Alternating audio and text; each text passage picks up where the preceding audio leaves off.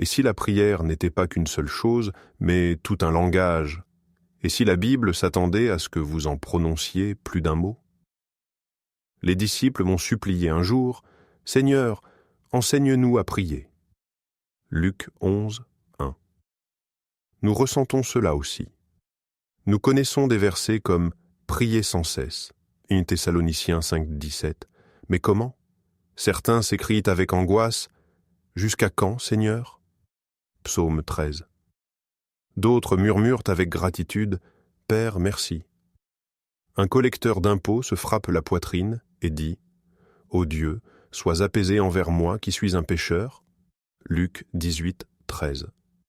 Dans toute l'Écriture, nous trouvons la prière de louange et de supplication, de lamentation et de bénédiction, d'intercession et d'abandon, et bien plus encore. Aujourd'hui, nous allons passer en revue tous les principaux types de prières dans la Bible. Pourquoi chacun est important et comment les prier fidèlement. À la fin, vous n'aurez pas seulement une liste, vous aurez une carte de la prière. La Bible montre que la prière est aussi vaste que la vie avec Dieu. L'adoration nous élève de nous-mêmes vers la valeur de Dieu. David chante « Bénis l'Éternel, ô mon âme » Psaume 103. Dans l'Apocalypse, le ciel lui-même éclate en adoration de l'agneau. Apocalypse 4, 5. L'action de grâce nomme les dons de Dieu afin que nous n'oublions pas. Rendez grâce en toutes choses. 1 Thessaloniciens 5, 18. La gratitude nous enracine dans la fidélité de Dieu, la confession et l'honnêteté de la lumière. Le psaume 51 est la prière brute de David. « Contre toi, j'ai péché ». La confession n'est pas de la haine de soi, mais un retour vers celui qui pardonne. 1 Jean. Il 9. La lamentation est l'amour qui refuse de s'engourdir. Le psalmiste s'écrie « Jusqu'à quand » Psaume 13. Habacuc supplie « Pourquoi tolères-tu l'injustice » Habacuc 1. Jérémie pleure sur une ville brisée. La lamentation maintient la foi vivante dans la douleur. La supplication présente nos besoins à Dieu. Jésus nous dit « Demandez, et il vous sera donné » Matthieu 7, 7. Paul dit « Faites connaître vos demandes à Dieu » Philippiens 4, 6. L'intercession porte les autres à Dieu. Moïse intercède pour Israël, Exode 32. Job prie pour ses amis. Paul exhorte l'Église à faire des intercessions pour tous les hommes, 1 Timothée 2, 1. La consécration ou l'abandon dépose notre volonté. Jésus à Gethsémanée prie. Non pas ma volonté, mais la tienne soit faite. Luc 22, 42. Romains 12, 1 nous appelle à présenter nos corps comme des sacrifices vivants. Les prières de direction cherchent l'orientation. Enseigne-moi tes sentiers. Psaume 25. Jacques nous rappelle, si quelqu'un d'entre vous manque de sagesse, qu'il la demande à Dieu. Jacques 1, 5. Les prières de combat spirituel et de délivrance affrontent le mal avec honnêteté. Délivre-nous du malin. Matthieu 6, 13. Paul lit la prière à l'armure de Dieu. Éphésiens 6, 18. La prière de guérison fait appel à la puissance de Dieu pour les malades. Jacques écrit « Quelqu'un parmi vous est-il malade? Qu'il appelle les anciens, et la prière de la foi sauvera le malade. » Jacques 5, 14, 15. La prière de bénédiction proclame la bonté de Dieu sur les autres. Que l'Éternel te bénisse et te garde. Nombre 6, 24, 26. La prière imprécatoire lutte avec l'injustice. Les psaumes 69 et 109 réclament le jugement. Ces prières confitent la vengeance à Dieu et non à la colère humaine, et sont recadrées par le commandement du Christ d'aimer ses ennemis, Matthieu 5, 44. La prière communautaire unit le peuple de Dieu d'une seule voix, comme dans Acte 4, lorsque l'Église prie pour l'audace. Le jeûne accompagne souvent la prière, aiguisant notre dépendance.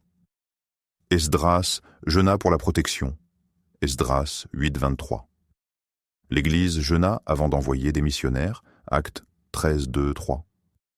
Il existe aussi de courtes prières fléchées, comme la supplication murmurée de Néhémie avant de parler au roi. Néhémie 2:4. Et lorsque les mots nous manquent, l'Esprit lui-même intercède par des soupirs inexprimables. Romains 8:26. Même le silence peut être une prière en faisant confiance à la présence de Dieu. Soyez tranquilles et sachez que je suis Dieu. Psaume 46:10. Les chrétiens ont organisé ces prières de différentes manières. Un modèle bien connu est acté: adoration, confession, action de grâce, supplication. Il équilibre l'adoration avec le besoin. D'autres se concentrent sur les psaumes, divisant la prière en louanges, lamentations et supplications comme les rythmes de base de la vie avec Dieu. Les traditions liturgiques chérissent les prières écrites qui ancrent les croyants lorsque les mots personnels sont difficiles à trouver. Les traditions charismatiques mettent l'accent sur l'attente, les dons spirituels et la prière de combat contre les ténèbres. Ces approches ne sont pas des contradictions, mais des lentilles complémentaires.